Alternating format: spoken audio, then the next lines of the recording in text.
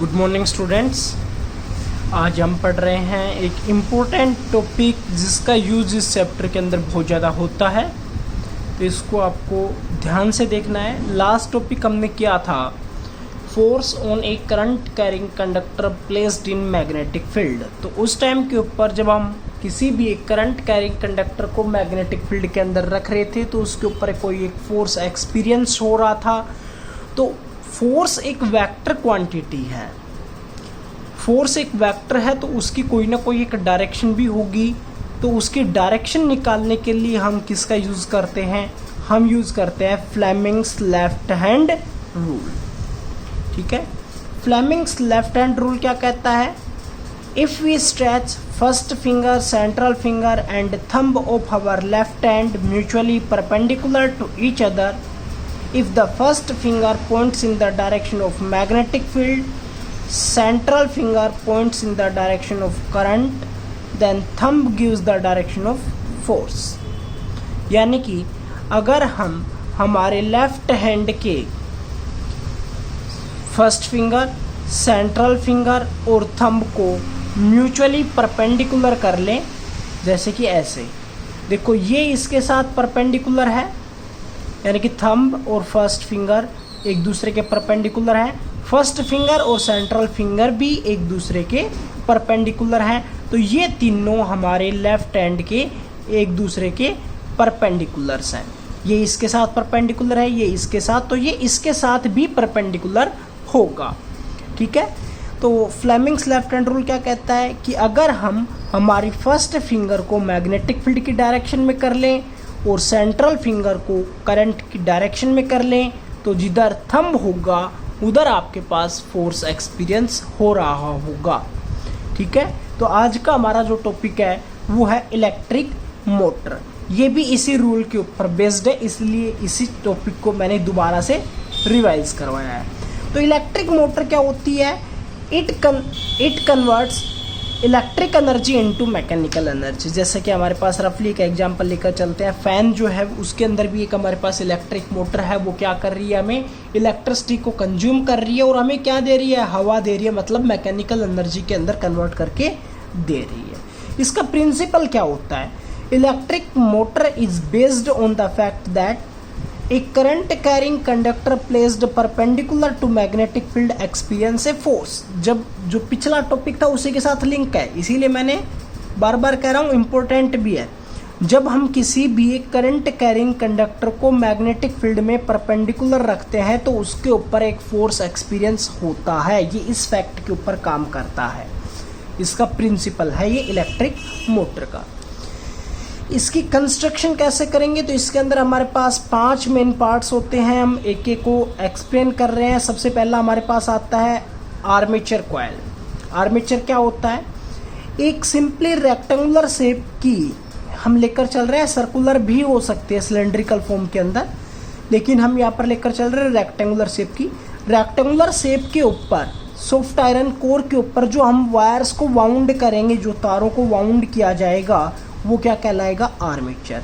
It consist of a single loop of an isolated copper wire in the form of an rectangle. ठीक है, strong magnetic field. देखो, motor के अंदर जो दूसरा इंपॉर्टेंट पार्ट हमारे पास रिक्वायर है वो है मैग्नेटिक फील्ड, वो भी स्ट्रॉन्ग अमाउंट के अंदर चाहिए।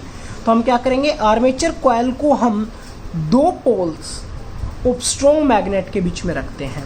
नॉर्थ और साउथ पोल के बीच में क्या कर देंगे? आर्मेचर को रखा जाता है। तीसरा पॉइंट हमारे पास आता है वो है स्प्लिट रिंग्स। कौन सा है? Split rings. ध्यान रखना है, स्प्लिट वर्ड यूज किया है, अगले टॉपिक के अंदर स्लिप रिंग्स भी यूज करेंगे। तो इसके अंदर कौन सा है? Split rings. It consist of 2 halves of metallic rings. The 2 ends of armature coil are connected to these 2 halves of the ring. ये 2 हाफ रिंग शेप की बनाई हुई होती है। जैसे कि ये एक रिंग है कंप्लीट, इसको मैंने काट लिया तो हाफ ये हो गई और हाफ ये वाली हो गई, तो इनको हम बोलते हैं स्लिप रिंग्स,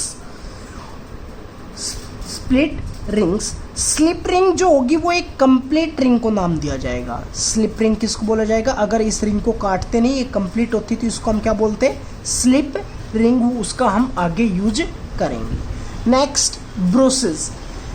दो जो ये स्लिप रिंग्स है सर्कुलर, अगर देखो हमें इन दोनों रिंग्स को बैटरी के एंड के साथ जोड़ना है, सिंपली इस बात का ध्यान दें, हमें इन दोनों रिंग्स को बैटरी के दो जो वायर्स हैं उनको इनके साथ कांटेक्ट में लेके आना है।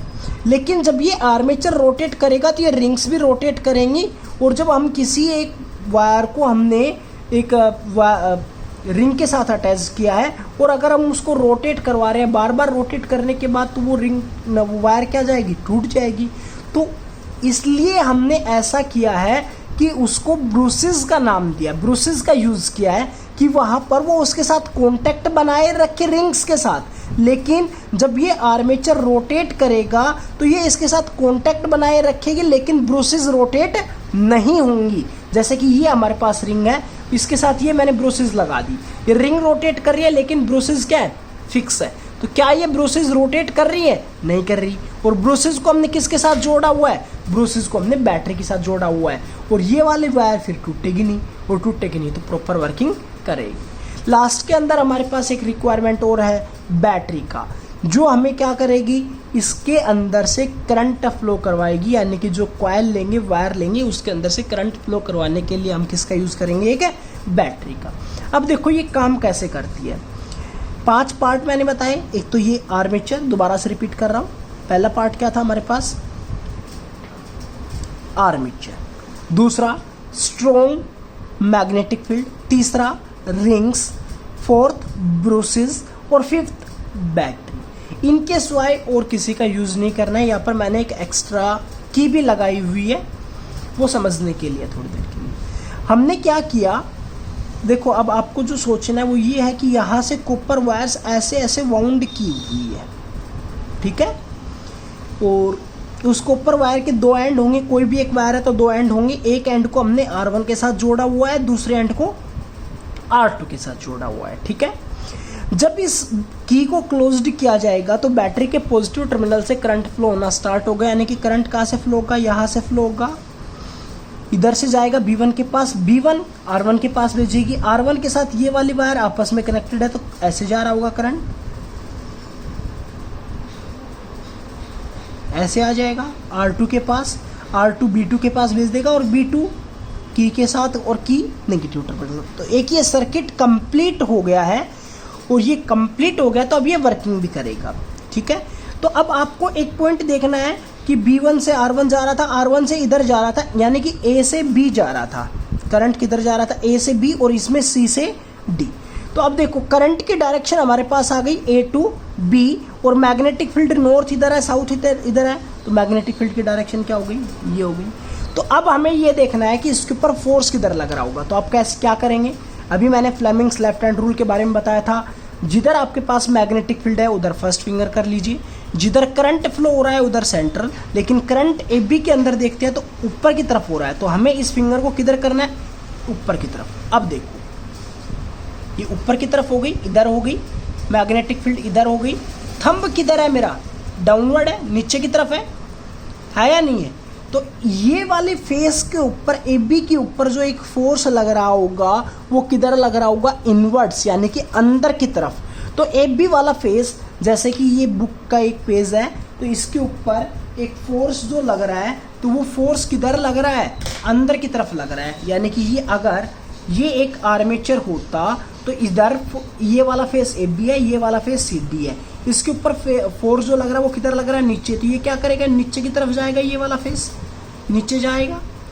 अब इस वाले एंड के ऊपर और चेक करना है हमें फोर्स, यानी कि CD के ऊपर और चेक करना है। CD के ऊपर क्या होगा, करंट डाउनवर्ड आ रहा है, मैग्नेटिक फील्ड इधर हो गई, करंट होगा डाउनवर्ड, थंब किधर है, अपवर्ड। तो ये वाला फेस किधर आ रहा है, ऊपर की तरफ, मतलब आउटवर्ड्स। एक हिस्सा जा रहा है नीचे, एक हिस्सा जा रहा है ऊपर। तो क्या करेगा, ये फोर्स रोटेट करेगा, यानी कि जो ये आर्मेचर था ये क्या होगा, रोटेट होगा, और रोटेट होगा तो क्या करेगा, ये घूमेगा, ठीक है, क्लियर है।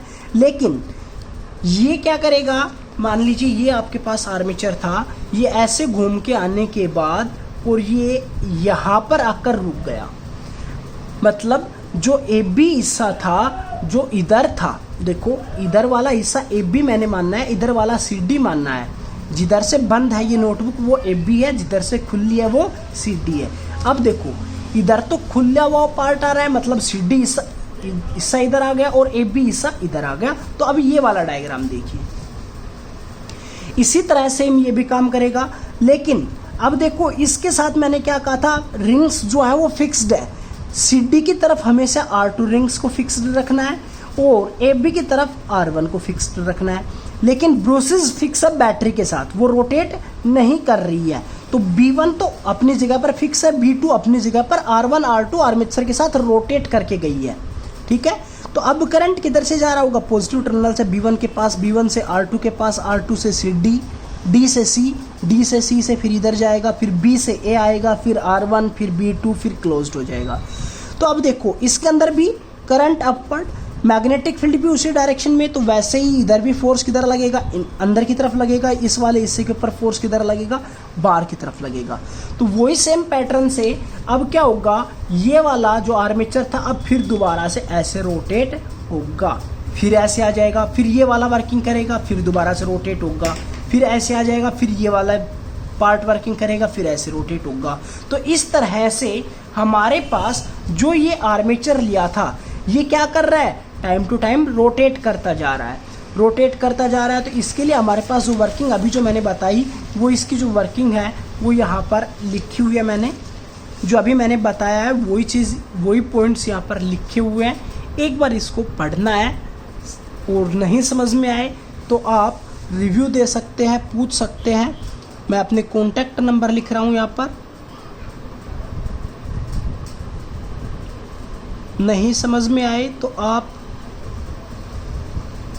कांटेक्ट भी कर सकते हैं इस नंबर के ऊपर। ठीक है, नीचे मैंने इसके यूजेस लिखे हुए हैं। यूजेस के अंदर हम कहाँ पर यूज़ कर सकते हैं, इलेक्ट्रिक कार के अंदर, रोलिंग मिल्स के अंदर, इलेक्ट्रिक लिफ्ट्स के अंदर, या फिर ड्रिल मशीन जिसको हम बोल देते हैं, इलेक्ट्रिक फैंस, हेयर ड्रायर, सभी के अंदर मोटर का यूज़ किया जाता है। सेंट्रीफ्यूगल मशीन जिसको हम जूसर मिक्सर का भी नाम दे सकते हैं, जूसर मिक्सर भी हमारे पास सेंट्रीफ्यूगल के ऊपर ही काम करती है।